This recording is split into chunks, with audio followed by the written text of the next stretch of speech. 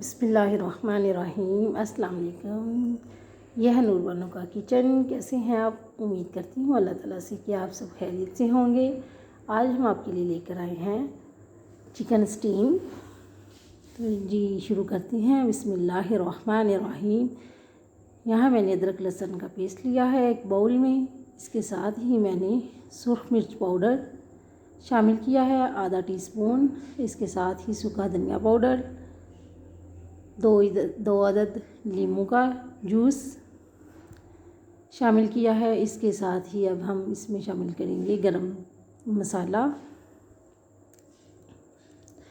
Black pepper पिसी हुई।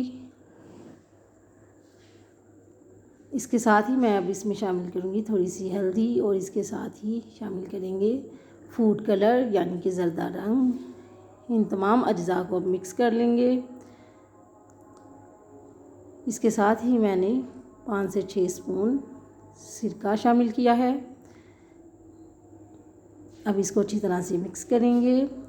घर में जो मसाले मौजूद थे मैंने उन्हीं से बहुत ही आसान रेसिपी बनाई है बच्चों को खुश करने के लिए। आप भी इसी तरह से बच्चों को खुश करने के लिए घर में बहुत ही आसान और सादा तरीके से ये रेसिपी बनाकर अपने बच्चों को खुश करें, जैसा कि मैंने अपने बच्चों को खुश किया है। अब इसको अच्छी तरह से मिक्स करूँगी। यहाँ मैंने लिए हैं चिकन के 3 पीसीज। इनको अच्छी तरह से मैंने मैरिनेट करके 4 से 5 घंटे के लिए फ्रीज़र में रख दिया था। अब दूसरी जानिब हम एक लेंगे कढ़ाई। उसमें मैंने ये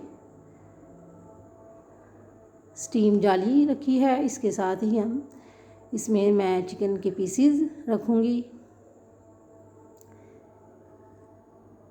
कढ़ाई के अंदर मैंने 1 से 1.5 गिलास पानी शामिल किया है। इसके साथ ही हम इसे ढक के फुल फ्लेम पे इसे मैं 15 से 20 मिनट के लिए पकने के लिए रख दूँगी।